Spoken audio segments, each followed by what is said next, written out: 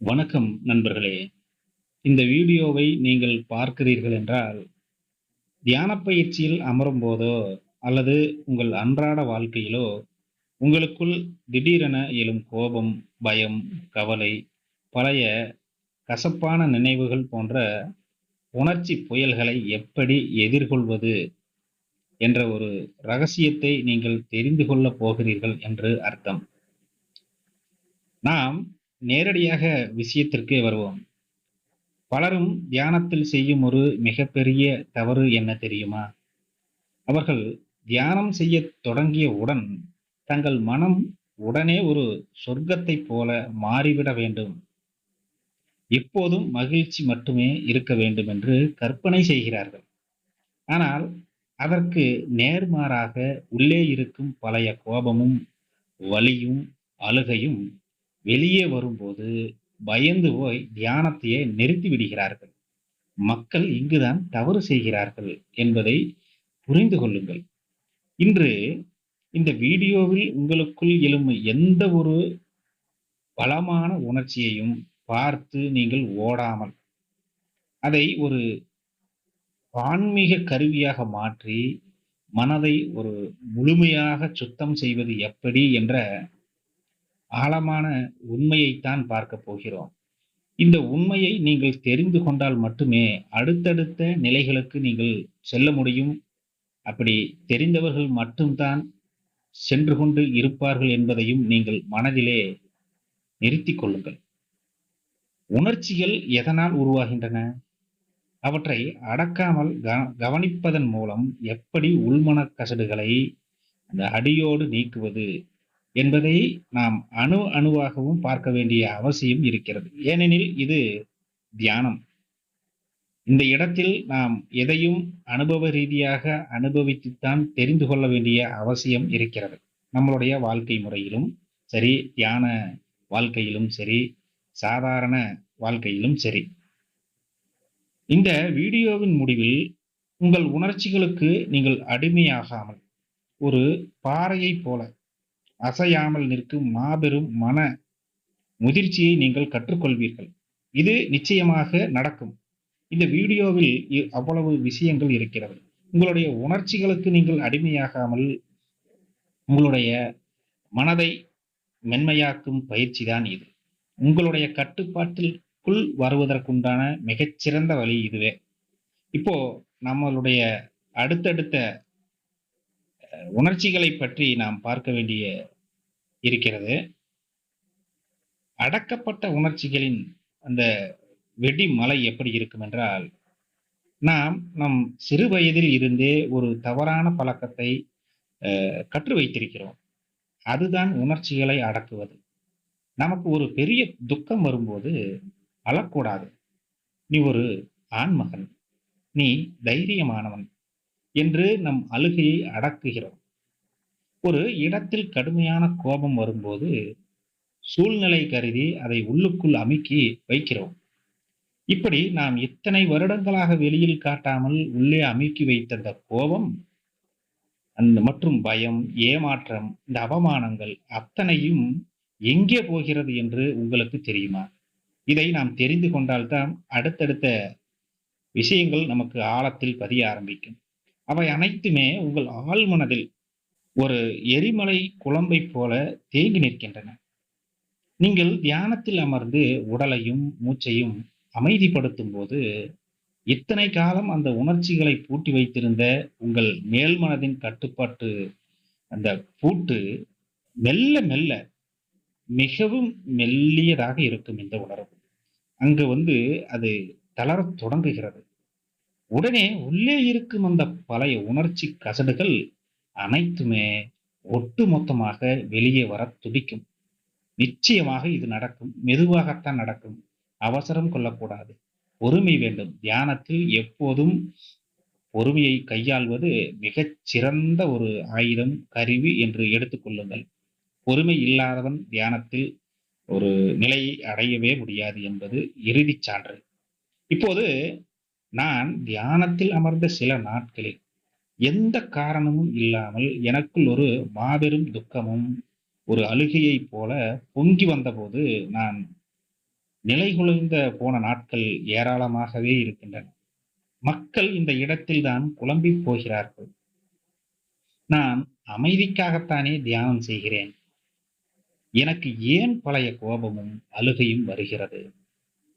இன்னும் சில பேர் தியானிக்கும்போது, நன்றாக தியானத்தில் சென்று கொண்டிருக்கும்போது, திடீரென்று ஒரு உணர்ச்சி வருவதைப் போல, ஒரு கிளர்ச்சி போல இருக்கும். அந்த இடத்தில் மனம் மிகவும் நெகிழ்வடைந்து, உள்ளிருந்து மிகப்பெரிய துக்கம் எழுவதைப் போல வந்து, அது நம்மை அழ வைக்கும். அந்த கண்ணீர் கூட சிலருக்கு வரலாம். இதை நீங்கள் அனுபவித்தும் கூட இருக்கலாம் நண்பர்களே. அப்படி என்றால் தியானம் எனக்கு சரி வரவில்லை என்று ஒரு தவறாக நீங்கள் நினைத்துக் கொள்கிறீர்கள். நான் உங்களுக்கு சொல்கிறேன், அது தியானத்தின் தோல்வி அல்ல. உங்கள் உள்மனம் தூய்மையான தூய்மை அடைவதற்கான ஒரு மிக முக்கியமான அறிகுறி இதுதான். அப்படி நீங்கள் தூய்மையானவதற்காக நீங்கள் மாற வேண்டும். தூய்மை அடைய வேண்டும். அந்த தூய்மைதான் உங்களை அடுத்த நிலைக்கு எடுத்துச் செல்லும். பாத்திரத்தை கழுவும்போது அழுக்கு வெளியே வருவது போல, மனதை சுத்தம் செய்யும்போது இந்த உணர்ச்சிகள் வெளியே வந்துதான் தீர வேண்டும். இந்த வலிகள் வரும்போது, ஐயோ! வலிக்கிறதே என்று நீங்கள் அழ ஆரம்பித்தால், அந்த வலிகள் உங்களுக்கு உள்ளேயே நின்றுவிடும். அது என்றும் குறையாது, என்றும் அழியாது. அது இன்னும் பலமடைந்து கொண்டே செல்லும். எது எது பலம் அடைந்து கொண்டே செல்கிறது? நமது துக்கம், நமது அழுகை போன்ற உணர்ச்சிகள் வருகின்றன என்று ஏற்கனவே நாம் கூறியிருந்தோம். அதுதான் பலமாகிறது. நமது மனம் தூய்மை அடைய வேண்டும். நமது மனம் பலம் அடைய வேண்டும். அதற்காகத்தான் நாம் தியானம் செய்து கொண்டிருக்கிறோம். இங்கே ஆன்மீக உலகத்தில் இருக்கும் சில போலித்தனமான கருத்துகளையும், இந்த மூட நம்பிக்கைகளையும் நாம் உடைக்க வேண்டும். பல இடங்களில் உணர்ச்சிகளை இந்த அடியோடு கொன்றுவிட்டு எப்போதும் ஒரு கல்லை போல அசையாமல் இரு. எப்படி? உணர்ச்சிகளை அடிமையாகாமல் இரு. அவற்றை அடியோடு கொன்றுவிடு. எப்போதும் ஒரு கல்லை போல நாம் அசையாமல் இருக்க வேண்டும் என்று போதிக்கிறார்கள். இது முற்றிலும் தவறான ஒரு ஆபத்தான ஒரு மூடநம்பிக்கை. உணர்ச்சிகள் இல்லாத மனிதன் ஒரு இயந்திரம் அல்லது ஒரு ஜடப்பொருள் தானே. மனிதன் என்று ஒருவர் இருந்தால் உடல் ஒன்று இருக்கும். அந்த உடலில் 24 மணி நேரமும் ஒவ்வொரு கணப்பொழுதிற்கும் உணர்ச்சிகள் வந்துதான் ஆக வேண்டும். உயிர் இருக்கிறது என்றால் அங்கே உணர்ச்சி இருந்துதான் ஆக வேண்டும் என்பது இயற்கையின் நியதி. இதை நன்றாக தெரிந்து கொள்ளுங்கள். இது எப்படி அவர்கள் சொல்கிறார்கள்? உணர்ச்சிகளை அடியோடு கொன்றுவிடு என்று சொல்லும்போது, அந்த இடத்தில் உணர்ச்சியே இல்லை என்று பொருள்படுகிறதல்லவா? அதுபோல ஆன்மீகம் உங்களை ஒரு ஜடப் பொருளாக மாற்ற சொல்வதே இல்லை. நன்றாக புரிந்து கொள்ளுங்கள். இந்த விஷயத்தை நீங்கள் தெரிந்து கொண்டால், உங்களுடைய தியான நிலையில் உங்கள் வாழ்க்கையே மாறிவிடும் என்பதை நீங்கள் 100% பதிவு செய்து கொள்ளுங்கள். உங்களை இன்னும் ஒரு ஆழமான அன்பு கொண்ட மனிதனாக மாற்றச் சொல்கிறது இந்த தியானம். மற்றொரு தவறு, தங்களுக்குள் எழும் எதிர்மறை உணர்ச்சிகளை பார்த்து தங்களை நாமே குற்றவாளியாக கருதுவது. நான் தியானம் செய்கிறேன், ஆனாலும் எனக்கு இன்னும் கோபம் வருகிறது. நான் ஒரு போலி என்று உங்களை நீங்களே தண்டித்துக் கொள்ளாதீர்கள். அந்த தண்டிப்பு அது மிகப்பெரிய ஒரு கவலையாகவே மாறிவிடும். அந்த கவலையை அழிக்க வேண்டும். அந்த ஒரு நிம்மதி உங்களுக்குள் வர வேண்டும். நான் என்னை நம்புகிறேன். நான் உணர்ச்சிகளை பார்க்கிறேன். எனக்குள்ளே உணர்ச்சிகள் இருக்கின்றன என்பதை நீங்கள் நம்ப வேண்டும். நீங்கள் நான் என்ற ஒரு போலியிலிருந்து மாற வேண்டும். இதை நீங்கள் தெரிந்து கொள்ள வேண்டும். கோபம், பயம், காபம், இந்த பேராசை, பொறாமை இவை அனைத்துமே மனித உடலின் மற்றும் அந்த மனதின் இயற்கையான ஒரு ரசாயன மாற்றங்கள். இவை யாருக்குமே வராமல் போகாது. அப்படி எதுவும் வரவில்லை என்றால் அவர் மனிதர் கிடையாது. அது ஒரு ஜடப்பொருள் என்று வைத்துக் கொள்ளலாம். ஆனால் ஞானம் பெற்றவன் அந்த உணர்ச்சிகள் வரும்போது அதோடு சேர்ந்து ஓடமாட்டான். கோபம், பயம், காமம், பேராசை, பொறாமை இவை அனைத்துமே வரும். ஆனால் அவற்றோடு சேர்ந்து ஓடமாட்டான். அதை ஒரு பார்வையாளராக நின்று கவனிப்பான். கோபம் வருகிறது என்றால் கோபம் வருகிறது. கோபம் வரும்போது நமக்கு உள்ளே என்ன நிகழ்கிறது என்று ஒரு தேர்ந்த தியானவான் கண்டிப்பாக பார்த்துக் கொள்வார். அவரை அவரை அவருக்கு வரும் அந்த கோபத்தை அவரே மென்மையாக படிப்படியாக குறைத்துக் கொண்டே வருவார். இது போலத்தான் அனைத்தும் பயம், காமம், பேராசை போன்ற அனைத்துமே இப்படி படிப்படியாக அவரே குறைத்துக் கொண்டே வருவார். அது உங்களுக்கு உள்ளே இருக்கும் ஆற்றலின் ஒரு வடிவம் என்பதை நீங்கள் புரிந்து கொள்ள வேண்டும். உணர்ச்சிகளை நீங்கள் எதிரியாக பார்க்கவே கூடாது. அப்படி பார்ப்பதில் தான் தவறு நடக்கிறது. உணர்ச்சிகள் ஏன் வருகின்றன என்றும் நீங்கள் கேள்விகள் கேட்கக்கூடாது. உணர்ச்சிகள் தோன்றுகிறது, உணர்ச்சிகள் மறைகின்றன. அதுதான் நடக்கிறது. இது 24 மணி நேரமும் நம்மளுடைய உடம்பில் தோன்றி மறையக்கூடிய ஒரு இயற்கையான ஒரு உணர்வு தான் அது. அதை கொண்டு போய் மற்ற விஷயங்களில் இதில் எல்லாம் நமக்கு ஒரு இந்த உணர்ச்சிகளை பார்ப்பதை எல்லாம் எனக்கு விருப்பமில்லை அப்படி என்றால் நீங்கள் நீங்கள் உங்களுக்கு உள்ளே இருக்கும் உண்மையைத்தான் நீங்கள் பார்க்கிறீர்கள் என்பதில் நீங்கள் திடமாக இருக்க வேண்டும். உங்களுக்கு உள்ளேயே உங்களால் பார்க்க முடியவில்லை என்றால் இந்த உலகத்தில் நடக்கும், இந்த சமுதாயத்தில் நடக்கும் பிரச்சனைகளை எப்படி நீங்கள் கையாள முடியும்? முதலில் உங்களுக்குள்ளே பார்த்து என்ன நடக்கிறது, அணுவையும் பார்க்கும் நிலைக்கு கூட மகான்கள் சென்றிருக்கிறார்கள் என்பதை நாம் இந்த இடத்தில் நினைவு கொள்ள வேண்டும் நண்பர்களே. அடுத்ததாக நாம் பார்க்க போவது மிக மிக ஒரு நுட்பமான விஷயம். இது எதிர்கொள்ளும் ஆன்மீக நுட்பம் என்று நீங்கள் வைத்துக் கொள்வோம். அப்படி என்றால் உங்களுக்குள் ஒரு பலமான உணர்ச்சி புயல் எழும்போது அதை எப்படி நீங்கள் எதிர்கொள்வது? அதற்கு பன்னாட்டு, அதாவது மேலை நாடுகளில் ஒரு அற்புதமான, வெளிநாடுகளில் எல்லாம் ஒரு அறிவியல் பூர்வமான வழிமுறையை சொல்லி இருக்கிறார்கள். இதை நான் செய்யும்போது எனக்கே கூட தெரியவில்லை, இது பன்னாட்டு முறையில் இருக்கிறதா என்று. இந்த வெளிநாடுகளில், இந்த சில நாடுகளில் இருக்கிறதா, சில மனிதர்கள் இதை செய்கிறார்களா என்று கூட எனக்கு தெரியவில்லை. என்னை அறியாமலே வந்தது. அதை செய்த பிறகுதான் எனக்குள்ளே மிகப்பெரிய மாற்றமும் எனக்கு கிடைத்தது. உங்களுக்குள் ஒரு கோபமோ அல்லது பயமோ வரும்போது அதை மூடி மறைக்காதீர்கள். முதலாவது, ஆமாம், இப்போது எனக்குள் ஒரு கடுமையான கோபம் இருக்கிறது, காமம் இருக்கிறது, பயம் இருக்கிறது என்று நேர்மையாக ஒப்புக்கொள்ளுங்கள். இது நீங்கள் நிறைய இடங்களில் படித்திருப்பீர்கள், பார்த்திருப்பீர்கள். ஆனால் அதை நீங்கள் ஏற்றுக்கொண்டீர்களா? அப்போது ஏற்றுக்கொள்ளும் போதுதான் உங்களுக்குள் ஒரு மாற்றம் வரும். நான் இதை படித்ததோடு முடித்து விட்டேன் என்றால் உங்களுக்குள் எந்த ஒரு மாற்றமும் இப்பொழுதல்ல, எந்த காலத்திலும் வராது என்பது நிச்சயமான உண்மை. அடுத்தது, அந்த உணர்ச்சியை உங்கள் வீட்டுக்குள் வர அனுமதியுங்கள். இந்த கோபம் இப்போது வரக்கூடாது என்று அதை தடுத்து நிறுத்தாதீர்கள். அது எப்படி இருக்கிறதோ அப்படியே, நமக்கு அப்படியே இருக்க சற்று இடம் கொடுத்து விடுங்கள். இடம் கொடுக்க வேண்டும். அப்போதுதான் கோபம் எங்கிருந்து வருகிறது, கோபம் வரும்போது நமது உடல் உணர்ச்சிகள் எப்படி இரத்த ஓட்டம் நடக்கிறது என்று உங்களுக்கு நீங்கள் அதை ஒரு சாட்சி பாகமாக பார்க்கும்போது மிகுந்த ஒரு நன்மை கிடைக்கும். அந்த கோபம் முற்றிலும் அழிவதையும் உங்களால் கண்டிப்பாக பார்க்க முடியும். இதுதான் ஒரு மிக நுட்பமான முக்கியமான கட்டம். இது என்னவென்றால், ஆராய்ந்து அதை கவனிக்கிறது. அந்த உணர்ச்சி உங்கள் உடலின் எந்த பகுதியில் தட்டுகிறது என்று கவனியுங்கள்.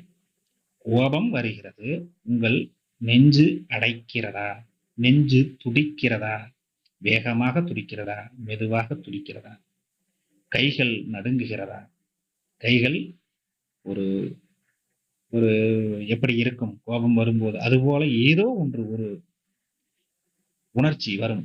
முகம் சிவக்கிறதா, உணர்ச்சியை ஒரு தத்துவமாக பார்க்கவே கூடாது. உடலில் நடக்கும் ஒரு ரசாயன மாற்றமாக ஆழமாக கவனியுங்கள். கோபம் வருகிறது, உள்ளே வந்துவிட்டது. என்னென்னவெல்லாம் வருகிறது கோபம் வந்தால், அவைகளெல்லாம் நீங்கள் கவனிக்க வேண்டும். அடுத்ததாக நாம் பார்க்க போவது அடையாளம் காணாதிருத்தல். அதுதான் மிக உன்னதமான நிலை. நான் கோபமாக இருக்கிறேன் என்று சொல்லாமல், கோபம் என்ற ஒரு உணர்ச்சி எனக்குள் போய்க் கொண்டிருக்கிறது. அதாவது நமக்குள் கோபம் வந்துவிட்டது. உணர்ச்சிகள் வந்துவிட்டன. அந்த உணர்ச்சிகள் மெதுவாக குறைந்து கொண்டே இருக்கின்றன. நான் இந்த கோபம் அல்ல என்று தள்ளி நின்று பார்க்க வேண்டும். சாட்சி பாவமாக பார்த்துக் கொள்ளுங்கள். கோபம் வருகிறது, உள்ளே உடல் உணர்ச்சிகள் வருகின்றன, அவையும் அழிந்து கொண்டே இருக்கின்றன. அவை அழிய அழிய அந்த கோபம் முற்றிலும் குறைந்துவிடும். மகிழ்ச்சி தோன்றும் வாழ்க்கையில்.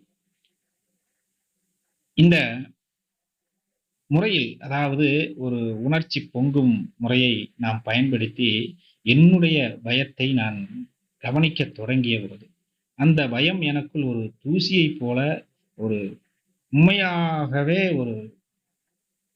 அதை நான் அதுபோல இருக்கிறதா என்பதே கூட எனக்கு சில நேரங்களில் தெரிவதில்லை. ஒரு வாழ்க்கையில் ஒரு மனிதரிடம் கோபப்பட்டு பேசும்போதும் கூட அவரை இப்போது ஏன் நாம் சண்டையிட்டோம், ஏன் அவரை அப்படி பேசினோம் என்று கூட சிந்திக்க தோன்றுகிறது. நாம் செய்தது தவறுதான் என்று தோன்றுகிறது. இந்த 4 படிகளும் நீங்கள் சரியாக செய்யும்போது, இந்த 4 படிகள் என்ன என்று நீங்கள் நன்றாக தெரிந்து கொள்ளுங்கள். எந்த ஒரு கொடிய உணர்ச்சியும் உங்கள் மனதை காயப்படுத்தாமலே உங்களை கடந்து போய்விடும். இதுதான் மிகப்பெரிய உண்மை. நண்பர்களே, இது சத்தியமாக உண்மை. உணர்ச்சிகள் நம்மை ஆட்கொள்ளக்கூடாது. உணர்ச்சிகளை கவனமாக பார்க்க வேண்டும். நாம் முந்தைய வீடியோக்களில் எல்லாம் சொல்லியிருக்கிறோம், கூறியிருக்கிறோம். உணர்ச்சிகளை வெறுமனே பாருங்கள் என்று. எப்படிப்பட்ட உணர்ச்சிகள் எல்லாம் வரும், அவற்றை எப்படியெல்லாம் பார்க்க வேண்டும் என்று நாம் மிகவும் துல்லியமாக கூறியிருக்கிறோம். அவற்றை நீங்கள் பயன்படுத்தும் போதுதான் பயன் கிடைக்கும். உங்களுக்குள் என்ன உணர்ச்சி வருகிறதோ அதை அப்படியே கவனிக்க வேண்டும். இந்த வார்த்தையை நாம் இந்த தியான பயிற்சியில் காலம் முழுவதும் சொல்ல வேண்டிய கடமை இருக்கிறது. ஒரே வார்த்தையை மீண்டும் மீண்டும் வருகிறதே என்று நீங்கள் நினைக்க வேண்டாம். உணர்ச்சிகள் அழியக்கூடியவை. உணர்ச்சிகளை பார்த்து அவை அழிகிறது என்று உங்களுக்குள் ஒரு அனுபவம் வர வேண்டும். அது உங்கள் மனதில் பதிய வேண்டும். இது போல வீடியோக்களை பார்க்கும்போது இந்த உங்களுக்குள் ஒரு உணர்வு வர வேண்டும். நீங்கள் தியானத்தில் அமரும் அந்த ஒரு நொடி பொழுதில், அந்த ஒரு 20 நிமிடத்தில், அந்த 20 நிமிடம் முழுவதும் உங்களுக்குள் இது போன்ற உணர்ச்சிகள் வரும். அவற்றை நாம் வெறும் சாட்சியாக பார்க்க வேண்டும் என்ற உள் உணர்ச்சி உங்கள் மனதில் பதிய வேண்டும். அப்படி உங்கள் மனதில் பதிந்துவிட்டால், நீங்கள் தியானத்தில் அமர்ந்த உடனே இப்படி இருக்கிறது, இந்த உணர்ச்சிகளை நாம் இப்படித்தான் கையாள வேண்டும் என்பதை நீங்கள் தெரிந்து கொண்டால் மட்டும்தானே உங்களால் சரியாக செய்ய முடியும். இதை நன்றாக தெரிந்து கொள்ளுங்கள் நண்பர்களே. அடுத்ததாக, உணர்ச்சிகளின் இந்த லைஃப் டைம். ஒரு உணர்ச்சிக்கு எவ்வளவு ஆயுள் இருக்கிறது என்று நீங்கள் நினைக்கிறீர்கள்? ஆயுள் என்றால் ஒரு நேரம். எவ்வளவு நேரம் இருக்கிறது? நாம் பல நாட்களாக, பல வருடங்களாக ஒரு பழைய கோபத்தையோ அல்லது ஒரு துக்கத்தையோ நம் நெஞ்சில் சுமந்து கொண்டிருக்கிறோம். அப்படித்தானே? ஆனால் அறிவியல் என்ன சொல்லுகிறது? இவற்றையெல்லாம் நான் அந்த புத்தகத்தை படிக்கும்போதுதான், சில வெவ்வேறு புத்தகங்களை படிக்கும் போதும் தெரிந்து கொண்டு இவற்றை நமக்கு உள்ளே செலுத்தும் போது மிகப்பெரிய மாற்றம் வந்தது. ஒரு மனித உடலில் உணர்ச்சி எழும்போது அதற்கான ஒரு ரசாயன மாற்றம் உண்மையாகவே சுரக்கிறது என்பதையும் உங்களால் தியானத்திலே அந்த அனுபவிக்க முடியும். மகிழ்ச்சியாக இருக்கும்போது ஒரு ரசாயனமும், அது கோபமாக இருக்கும்போது ஏற்கனவே பார்த்து விட்டோம். பயமாக இருக்கும்போது என்ன வரும் என்று அது முழுமையாக கரைந்து மறைவதற்கு நேரம் வெறும் அந்த 90 வினாடிகள் தான் என்று அறிவியலே கூறியிருக்கிறது. இதுபோல கோபமும், இதுபோல பயமும் வரும்போதெல்லாம் அவைகள் வெறும் 90 வினாடிகள் என்றால் அ எத்தனை நிமிடங்கள்? 1 1/2 நிமிடம் என்று கணக்கில் வைத்துக் கொள்ளுங்கள்.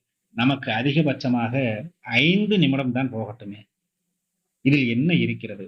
நாம் மாற வேண்டுமென்றால் அந்த 5 நிமிடம் 4 ஆகும், 3 ஆகும், 2 ஆகும், 1 ஆகும். நீங்கள் நன்றாக தெரிந்து கொள்ளுங்கள். அப்படி என்றால் ஏன் கோபம் நமக்கு மணிக்கணக்காக, நாள் கணக்காக நீடிக்கிறது? ஏற்கனவே 1 நிமிடம் தான் இருக்கிறது என்று அறிவியலே கூறிவிட்டது. நாம் அதற்கு தீனி போட்டுக் கொண்டே இருக்கிறோம். உணவளித்துக் கொண்டே இருக்கும்போது, அது இன்னும் பல மடங்காக பெருகும். 1 நாள் அல்ல, பல்லாயிரக்கணக்கான வருடங்கள் வரை அது இருக்கும் என்று நம்மளுடைய மனம்தான் அதற்கு காரணமாக இருக்கிறது என்பதை நீங்கள் நன்றாக தெரிந்து கொள்ளுங்கள். அது மணிக்கணக்காக, நாள் கணக்காக நீடிக்கிறது. ஏன் அப்படி நீடிக்கிறது? அந்த 90 வினாடிகளுக்குள் நாம் நம்முடைய புத்தியை பயன்படுத்தி, அவன் எப்படி என்னை அப்படியெல்லாம் சொல்லலாம்? நான் யார் தெரியுமா? இதற்கு நான் பழிவாங்காமல் விடமாட்டேன் என்று நம் சிந்தனையின் மூலம் அந்த உணர்ச்சிக்கு மீண்டும், மீண்டும் ஏற்கனவே சொல்லியிருக்கிறோம். தீனி போட்டுக்கொண்டே இருப்போம் வாழ்க்கையில். இது அப்படியாகிவிட்டதே, இப்படியாகிவிட்டதே என்று ஒரே குழப்பம், ஒரே மன உளைச்சல், மன அழுத்தம், அ ஒரு தீவிரமான ஒரு நிலைக்கே சென்று விடுவார்கள் சில நண்பர்கள். ஒரு நெருப்பில் தொடர்ந்து விறகுகளை போட்டுக்கொண்டே இருக்கும்போது, அது எப்படி அணையாமல் எரியுமோ, அதுபோல நம் எண்ணங்களின் மூலம் நாம் அந்த உணர்ச்சியை அழியாமல் காப்பாற்றிக் கொண்டே இருக்கிறோம். அதற்கு உயிரை கொடுத்துக் கொண்டே இருக்கிறோம். உணர்ச்சி அழிகிறது. அந்த அழியும் உணர்ச்சிக்கு எண்ணத்தின் மூலமாக நாம் உயிர் கொடுத்துக் கொண்டே இருக்கும்போது, அது பன்மடங்கு ஒரு வைரஸ் போல பரவிக்கொண்டே தான் இருக்கும் நண்பர்களே! இது எவ்வளவு தூய்மையாக இருக்கிறது என்று பாருங்கள். இதை நீங்கள் தெரிந்து கொள்ள வேண்டும் என்பதற்காகத்தான் இந்த ஒரு நீளமான வீடியோவை. இப்போது நீங்கள் செய்ய வேண்டியது ஒன்றே ஒன்றுதான். அந்த உணர்ச்சி வரும்போது, அந்த 1 1/2 நிமிடம் அறிவியல் கூறியது. இதில் அனுபவமும் இருக்கிறது. அப்போது நீங்கள் அதிகமாக 2 நிமிடங்கள், 3 நிமிடங்களாகவே நாம் எடுத்துக்கொள்வோம். ஒன்றும் நமக்கு குறையப் போவது இல்லை. நாம் மாற வேண்டுமென்றால் 5, 4 ஆக வேண்டும். ஆகு அந்த அளவில் நீங்கள் கவனத்தை செலுத்தினால், உங்களுக்கு 30 வினாடிகளில் கூட அது குறைய ஆரம்பிக்கும் என்பதை நீங்கள் தெரிந்து கொள்ள வேண்டும். இப்போது நாம் ஒரு வரிசையாகவே வருவோம். இப்போது அந்த 1 1/2 நிமிடத்தில் உங்களுடைய எண்ணங்களை நிறுத்திவிட்டு, உடலில் நடக்கும் மாற்றத்தை மட்டுமே சும்மா வேடிக்கை மட்டுமே பார்த்துக் கொண்டே இருங்கள். உணர்ச்சிகள் வரும்போது வேடிக்கை மட்டும் பார்த்துக் கொண்டே இருங்கள். அந்த ரசாயனம் உங்கள் ரத்தத்தில் கரைந்தவுடன் ஏற்கனவே கூறியிருக்கிறோம் அல்லவா? ஒரு உணர்ச்சி வருகிறது என்றால், அதற்கு நம்ம உடம்பிற்கு உள்ளே ஒரு ரசாயனம் அ வருகிறது என்று. அது ரத்தத்தில் கரைந்தவுடனே உங்களுக்கே தெரியாமல் அந்த உணர்ச்சி உங்களை விட்டு போய்விடும். இது ஒரு மாபெரும் ஒரு உண்மை. அறிவியல் உண்மை. உயிரியல் உண்மை இதுதான். இதை நீங்கள் உங்கள் வாழ்க்கையில் தினமுமே பார்த்துக் கொண்டு தான் இருப்பீர்கள். வேலைக்கு செல்லும்போதோ, உங்களுடைய அன்றாட வேலைகள் பார்க்கும்போது கூட, ஒரு வீடியோவை பார்க்கும்போது கூட, ஒரு அதிர்ச்சிகரமான சம்பவம் நடக்கிறது. ஒரு கோபம் வரும்படியான ஒரு வார்த்தைகள் பேசுகிறார்கள் என்றால் கூட சோசியல் மீடியாவில் அவற்றை பார்க்கும்போது கூட உங்களுக்கு ஒரு உணர்ச்சி பொங்கி எழும் அல்லவா? அதுபோல இது ஒரு மாபெரும் உயிரியல் உண்மை என்பதை நீங்கள் தெரிந்து கொண்டுதான் ஆக வேண்டும். உங்களுக்கு தெரியும் என்பது உங்களுக்குள்ளே அது இருக்கிறது என்று இது அனைவருக்குள்ளும் இருக்கக்கூடியது. புரிந்து கொள்ளுங்கள் நன்றாக. அதற்காகத்தான் இத்தனை முறை கூறுகிறோம். இந்த வீடியோவில் தியானத்தில் அமரும்போது உணர்ச்சிகளை கையாள்வதற்கான ஒரு நேரடி பயிற்சி இப்போது நாம் பார்ப்போம். இது எப்போதும் வழக்கம் போலத்தான் இருக்கும். இது ஒன்றும் உங்களுக்கு புதியதாக இருக்காது. இருந்தாலும் நாம் ஒரு வரிசையாக வந்து கொண்டிருக்கும்போது, இதை செய்துதான் ஆக வேண்டும். வழக்கம் போல முதுகுத்தண்டு நேராக இருக்கும்படி நாம் அமர்ந்து கொள்ள வேண்டும். கண்களை மென்மையாக மூடிக்கொள்ளுங்கள். உங்கள் உடலையும், உங்களுடைய ஒரு மூச்சையும் ஒரு 2 நிமிடம், ஒரு 5 நிமிடங்கள் வரை சீராக ஓட விடுங்கள். இப்போது உங்களுடைய மனதில் ஏதேனும் ஒரு பழைய கசப்பான நினைவு, உங்களுடைய இப்போது வாட்டிக் கொண்டிருக்கும் இந்த கணப்பொழுதில், இந்த நேரத்தில் நீங்கள் எப்போது தியானத்தில் அமர்கிறீர்களோ, அந்த நேரத்தில் ஒரு பயத்தை நீங்கள் அ நினைத்துப் பாருங்கள். அந்த உணர்ச்சி உங்களுக்குள் எழும்பட்டும். ஏன் இவர் இப்படி சொல்கிறார் என்று கேட்கிறீர்களா? ஒரு பயத்தையோ, கோபத்தையோ கொண்டு வரச் சொல்கிறீர்கள் என்று. ஏனென்றால், அது எப்படி வேலை செய்கிறது என்று நாம் அனுபவித்து உணரும்போது தான் அது நமக்கு கை கொடுக்கும் என்பதை தெரிந்து கொள்ளுங்கள். அதற்காகத்தான் இப்போது அதை எழுப்ப போகிறோம். அந்த கவலையோ அல்லது அந்த கோபமே உங்களுக்குள் வரும்போது, உங்களுடைய கவனம் முழுவதையுமே உடலின் மீது திருப்ப வேண்டும். உங்களுடைய நெஞ்சுப் பகுதியில் ஒரு பாரம் அல்லது வயிற்றுப் பகுதியில் ஒரு பதற்றம், கைகளில் நடுக்கம், இன்னும் உடம்பிற்குள் எப்படிப்பட்ட உணர்ச்சிகள் வருகின்றனதோ, அந்த கவலையால் உடலுக்குள் எத்தனை உணர்ச்சிகள், தேவையற்ற உணர்ச்சிகள் வருகிறதோ, அவற்றை பாருங்கள். அந்த பாரம் இருக்கும் இடத்தில், அந்த வலிகள், அந்த வயிற்று வலி என்று கூறினோம் அல்லவா? அந்த உணர்ச்சியால் வந்த அந்த ஒட்டுமொத்த கவனத்தையும் அந்த இடத்தில் ஒரு கருணையை காட்டுங்கள். மென்மையான, மகிழ்ச்சியான, ஒரு அன்பான ஒரு அ இனிமையான கவனத்தை வையுங்கள். கோபம் வருகிறது. ஆனால் நீங்கள் கோபப்படக்கூடாது. உணர்ச்சிகள் உள்ளே வேலை செய்து கொண்டிருக்கின்றன. இப்போது இந்த வலி எங்கே இருக்கட்டும். அது இங்கே தான் இருக்க வேண்டும். நமது உடம்புக்கு உள்ளே இருக்க வேண்டும். நான் இதை ஏற்கவில்லை என்று மனதிற்குள் சொல்லிக்கொண்டு அதை உற்று நோக்குங்கள். அதாவது கவலை வருகிறது, கோபம் வருகிறது. அதை நான் ஏற்கவில்லை. ஆனால் உள்ளே இருக்கிறது உணர்ச்சி. அதை நீங்கள் அந்த உணர்ச்சிகளை உற்று நோக்கும்போது, உங்களுக்குள் என்ன நடக்கிறது என்று தெரியும். நீங்கள் கோபப்பட்டு வார்த்தையாக வெளியே வீசக்கூடாது. அதை உள்ளே நிறுத்தி பார்க்கும்போது, அ உங்களுக்கு என்ன உணர்ச்சி இருக்கிறது என்று உங்களால் பார்க்க முடியும். இந்த வலி வரும், போகும். ஆனால் அதை வேடிக்கை பார்க்கும் நீங்கள் எப்போதும் அப்படியே தான் இருப்பீர்கள். இந்த விழிப்புணர்வை இந்த பயிற்சியின் மூலம் நீங்கள் பலப்படுத்திக் கொண்டே இருக்க வேண்டும் வாழ்நாள் வரையிலும். இந்த பயிற்சிகளில் நீங்கள் பலப்படும்போது மிகுந்த ஆன்மீக நாட்டம் ஏற்பட்டு, ஒரு உங்களுடைய மனநிலையில் மிக தீவிரமான மாற்றம் ஏற்படும். உங்களுடைய பேச்சு, உங்களுடைய நடை, பாவனை அனைத்துமே உங்களுடைய வேலை செய்யும் திறன், உங்களுடைய உடல் ஆற்றல் அனைத்துமே மாறுபடும்.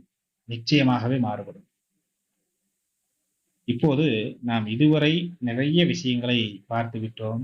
ஒரு அறிவியல் பூர்வமாக இது எப்படி இருக்கிறது என்பதையும் நாம் தெரிந்து கொண்டுதான் ஆக வேண்டும். ஏனென்றால் அறிவியல் பூர்வமாக ஒரு விஷயத்தை நாம் புரிந்து கொள்ளும்போதுதான் நம்மளுடைய மூளை அதை ஏற்றுக்கொள்ளும். நிச்சயமாகவே அது ஒரு நமக்குள்ளே ஒரு மாயை தோற்றம் போலவே இருப்பதற்கு நாம் ஒரு அறிவியல் பூர்வமாக அந்த விஷயத்தை தெரிந்து கொள்ளும்போதுதான் நமக்கு, ஓ! இது உண்மையிலே நமக்கு நடக்கிறது என்று ஒரு அனுபவம் வரும்போது, நீங்கள் தியானம் செய்யும்போது உங்களுக்கு ஒரு மனதைரியமும், இது அனைவருக்கும் நடக்கக்கூடியதுதான். இது உலகின் இயல்புதான், தியானத்தின் இயல்புதான் என்பது உங்களுக்கு தெரிய வரும். இவைகளெல்லாம் தெரியாமல் தியானம் செய்துவிட்டு, எனக்கு அங்கே வலிக்கிறது, இங்கே வலிக்கிறது, மனதில் ஏகப்பட்ட ஏதோ ஒன்று ஒரு எப்படியோ இருக்கிறது என்றெல்லாம் புலம்பும் நாட்கள் இருக்கின்றன. அவைகளெல்லாம் தவிர்க்க வேண்டும் என்பதற்காகத்தான் இவ்வளவு நீளமான ஒரு வீடியோவை பதிவிட்டிருக்கிறோம். இப்போது பாருங்கள், அறிவியல் படி நமக்கு ஒரு பலமான உணர்ச்சி வரும்போது, நம்மளுடைய மூளையில் லிம்பிக் சிஸ்டம் அப்படின்னு ஒரு திரவம் அல்லது ஒரு உறுப்பு. அமிக்டலா ஆகிய பகுதிகள் நம்மை ஒரு ஆக்கிரமித்துக் கொள்ளுகின்றன அப்படின்னு இருக்கு. இந்த நிலைக்கு இந்த உணர்ச்சி இருக்குது இல்லையா? அந்த உணர்ச்சி கடத்துறது என்று பெயர். இந்த நிலையில் மனிதன் தன் சுய அறிவை இழந்து ஒரு மிருகத்தைப் போலச் செயல்படுவான். ஆனால் நீங்கள் ஒரு உணர்ச்சி வரும்போது அதை எதிர்த்துச் சண்டை போடாமல், உடலில் நடக்கும் மாற்றமாக ஒரு உற்று நோக்கும்போது, உங்கள் மூளையின் ஒரு கார்டெக்ஸ் பகுதி விழித்துக் கொள்கிறது அப்படின்னு அறிவியலே கூறுகிறது. இது நடக்கத்தான் செய்யும். நீங்கள் சண்டை போடும்போது என்ன நடக்கிறது? நீங்கள் சண்டை போடவில்லை என்றால் என்ன நடக்கிறது என்று உங்களுக்குள்ளேயே நடக்கும். விசித்திரமான உண்மை. நீங்கள் ஏற்றுக்கொண்டுதான் ஆக வேண்டும். இது உங்களுடைய அந்த பகுதி என்று சொன்னோம் அல்லவா? அமிக்டலா. ஒரு வேகத்தை கட்டுப்படுத்தி உடலை உடனடியாக ஒரு சமநிலைக்கு கொண்டு வரும் ஒரு மிக உன்னதமான, நுட்பமான விஷயம். இந்த நரம்பியல் ஆய்வுகளின்படி உணர்ச்சிகளை இந்த உற்று நோக்குபவர்களின் மூளையில் உணர்ச்சி மேலாண்மை ஒரு சிறப்பாக நடக்குது. மிகச் சிறப்பாக நடக்கும். இதனால் அவர்களுடைய இரத்த அழுத்தம், மாரடைப்பு, மன அழுத்தம் போன்ற நோய்கள் வருவதற்காக வாய்ப்புகள் அடியோடு குறைகின்றன. இவை நாம் ஏற்கனவே கூறியிருக்கிறோம் என்று நினைக்கிறேன். எனவே உணர்ச்சிகளை கவனிப்பது என்பது வெறும் ஆன்மீக பயிற்சி மட்டுமல்ல. அது உங்கள் உடலையும் மனதையும் நீண்ட காலம் ஆரோக்கியமாக வாழ வைக்கும் ஒரு உயிரியல் ஒரு கேடயம் போல. நன்றாக தெரிந்து கொள்ளுங்கள். இந்த உணர்ச்சிகளை கவனிக்கும் பயிற்சி என்பது தியான அறையோடு மட்டும் முடிவதில்லை நண்பர்களே. உங்களுடைய அன்றாட வாழ்க்கையில் நீங்கள் சந்திக்கும் அத்தனை மனிதர்களிடமும் இதை நீங்கள் பயன்படுத்தி பார்க்க வேண்டும், பொருத்தி பார்க்க வேண்டும். இங்குதான் விஷயமே இருக்கிறது. இப்போது வாருங்கள், உங்களுடைய குடும்பத்தில் உங்கள் மனைவி அல்லது கணவன், ஒரு பெரியவர்கள் ஒரு பெரிய வாக்குவாதம், சண்டை வருவது போல வைத்துக் கொள்ளுங்கள். அவர் உங்களை பார்த்து ஒரு கடுமையான வார்த்தையை வீசிவிடுகிறார். விழிப்புணர்வு இல்லாத ஒரு மனிதன் என்ன செய்வான்? உடனே பதிலுக்கு அதை கொடூரமான வார்த்தையாக கொட்டி விடுவான். ஒரு யோகி என்ன செய்வார் என்று இந்த இடத்தில் தனியாக வைத்துக் கொள்ளுங்கள். அது அந்த சண்டை பெரிதாகி குடும்பமே நிம்மதி இழக்கிறது. ஆனால் இனிமேல் நீங்கள் அதை செய்யவே கூடாது. நீங்கள் ஒரு தியானவான் இந்த வீடியோவை இதுவரை பார்க்கிறீர்கள் என்றால் நீங்கள் உண்மையிலே நல்ல நிலைக்கு வரப்போகிறீர்கள் என்று அர்த்தம். அவர் அந்த வார்த்தையை சொன்ன அந்த அடுத்த நொடி உங்களுக்குள் ஒரு மாபெரும் கோப புயல் எழும் அல்லவா? அந்த நொடியில் உங்கள் கவனத்தை அவர் மீது வைக்காமல் உங்கள் உடலின் மீது திருப்புங்கள். இது தானாகவே நடக்கும். நீங்கள் பயிற்சி சரியாக செய்து கொண்டே வந்தீர்கள் என்றால் அது இது போல சம்பவங்கள் வெளி உலகத்தில் நடக்கும்போது, சமுதாயத்தில் நடக்கும்போது, வேலை செய்யும் இடத்தில் நடக்கும்போது இது உங்களுக்குள்ளே பார்க்க வேண்டும் என்ற உள் உணர்வு உங்களுக்குள்ளே இருக்கும். பழகிவிடும் அது. ஓ, என் நெஞ்சு படபடப்பு என்று துடிக்கிறது. ஒரு உணர்ச்சி இருக்கிறது. என் அறிவு அவரிடம் சண்டை போட சொல்கிறது என்று உங்களுக்குள் நடக்கும் அந்த ரசாயன மாற்றத்தை மட்டும் அந்த ஏற்கனவே கூறினோம் அல்லவா? 1.5 நிமிடமா, 2 நிமிடமா, 5 நிமிடம் தான் கவனியுங்களேன். என்னதான் ஆகிவிடப் போகிறது? அதை விழிப்போடு வேடிக்கை மட்டும் பாருங்கள். இப்போது அந்த 1.5 வினாடிகள் 1.5 நிமிடம் அமைதியாக இருந்துவிட்டால் அந்த கோப புயல் ஒரு பயப்புயல் உங்களை கடந்து போய்விடும். எதுவாக இருந்தாலும் சரி. அதன் பிறகு உங்கள் மனம் ஒரு தெளிந்த நீரோடை போல மாறும். அப்போது நீங்கள் பேசும் வார்த்தைகள் நியாயமானதாகவும் ஒரு பிரச்சனையை தீர்க்கக்கூடியதாகவும் இருக்கும். சூழ்நிலைகளுக்கு நீங்கள் அடிமையாகாமல் சூழ்நிலைகளை ஆளும் ஒரு எஜமானனாக நீங்கள் மாற வேண்டும். இதை செய்து வந்தால் நிச்சயமாக மாறுவீர்கள். உங்களுக்கு எஜமான் நீங்கள் தான் என்பதை இந்த இடத்தில் நீங்கள் 100% ஏற்றுக்கொள்ளுங்கள். நீங்கள் தான் எஜமான். நண்பர்களே, நாம் இந்த வீடியோவை மிகவும் அ விரிவாக பார்த்து விட்டோம் என்று நினைக்கிறேன். உங்களுக்குள் ஏதேனும் சந்தேகங்கள் இருந்தாலும் சரி, அ அடுத்தடுத்த வீடியோக்களில் பார்க்கலாம். உங்களுடைய கருத்துக்களை சொல்லுங்கள். அ எனக்கு இன்னும் ஒரு ஆர்வம் நிறைய வரும். நாம் அடுத்த வீடியோக்களில் பார்க்கலாம். நன்றி நண்பர்களே! வணக்கம்.